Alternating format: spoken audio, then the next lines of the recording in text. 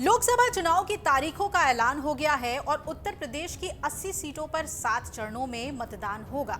इसी बीच खबर बड़ी आ रही है कि मुलायम सिंह यादव की बहू और बीजेपी नेता अपर्णा यादव ने यूपी के मुख्यमंत्री योगी आदित्यनाथ से मुलाकात की है।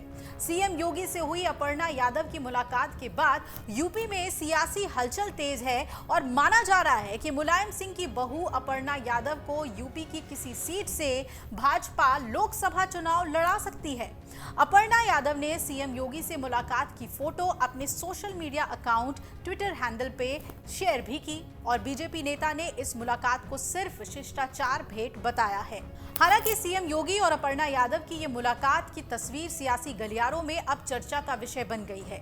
इससे पहले आपको बता दें कि अपर्णा यादव ने भाजपा के राष्ट्रीय महामंत्री सुनील बंसल से भी मुलाकात की थी, लेकिन इन सब के बीच कयास ये भी लग रहे हैं कि अपर्णा वापस समाजवादी पार्टी में भी आ सकती हैं, यानी अपर्णा की घर वापसी भी हो सकती है।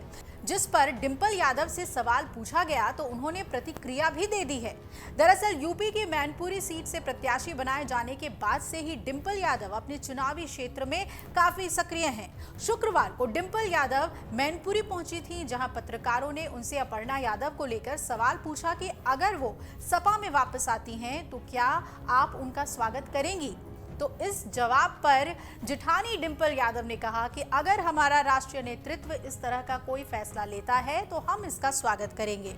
डिंपल यादव के इस बयान के बाद कहा जा सकता है कि अगर अपर्णा यादव सपा में वापसी की कोशिश करती हैं तो शायद पार्टी नेतृत्व को कोई दिक्कत ना हो। हालांकि अपर्णा यादव के मन में इसे लेकर क्या चल रहा है, इसकी तस्वीर अभी साफ नहीं हो पाई है और उस पर से उन्होंने मुलाकात कर ली है योगी आदित्यनाथ से, जिसके बाद अटकलें तेज हैं। दरअसल 2022 विधानसभा चुनाव से पहले अपर्णा यादव सपा अध्यक्ष अखिलेश यादव से बगावत के बाद बीजेपी में शामिल हुई थी और आपको याद होगा कि तभी से उन्हें बीजेपी में कोई बड़ी जिम्मेदारी भी नहीं मिली, लेकिन कयास हमेशा लगते रहे। 2 साल बाद भी पार्टी में उन्हें कोई बड़ी जिम्मेदारी नहीं दी गई है और वो अब भी बीजेपी में एक सामान्य कार्यकर्ता के तौर पर काम कर रही हैं, बड़ी जिम्मेदारी का इंतजार कर रही हैं। पिछले दिन उन्होंने दिल्ली में बीजेपी के राष्ट्रीय महामंत्री सुनील बंसल से भी मुलाकात की, जिसके बाद उनके चुनाव लड़ने के कयास तेज हो गए और अब तो मुख्यमंत्री से भी मुलाकात कर चुकी हैं। बीजेपी ने 51 सीटों पर अपने प्रत्याशियों के नाम का ऐलान पहले ही कर दिया है यूपी के लिए और बाकी बची सीटों पर नामों को लेकर मंथन चल रहा है और खबरों की माने तो इस लिस्ट में कई सीटों पर नए चेहरे देखने को मिल सकते हैं। युवाओं को और खासतौर पे महिलाओं को मौका दिया जा सकता है। कई सिटिंग सांसदों के टिकट काटने के मूड में भी पार्टी है। तो आपको बता दें कि यूपी के विधानसभा चुनाव से पहले अपर्णा यादव बीजेपी में शामिल हुई थी। इसके बाद से उनके कई बार चुनाव लड़ने की चर्चाएं जोर पकड़ी, लेकिन माना जा रहा था कि वो लखनऊ सीट से विधानसभा चुनाव लड़ सकती हैं। हालांकि उन्हें फिर मैदान में नहीं उतारा गया था।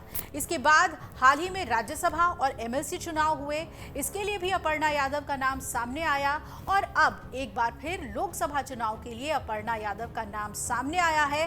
अब देखना है कि अपर्णा यादव को इतने इंतजार के बाद भाजपा मौका देती है या नहीं, या फिर परेशान होकर अपर्णा यादव एक बार फिर से सपा में ही शामिल होंगी और सपा इस पर क्या फैसला लेती है, ये देखना भी दिलचस्प होगा।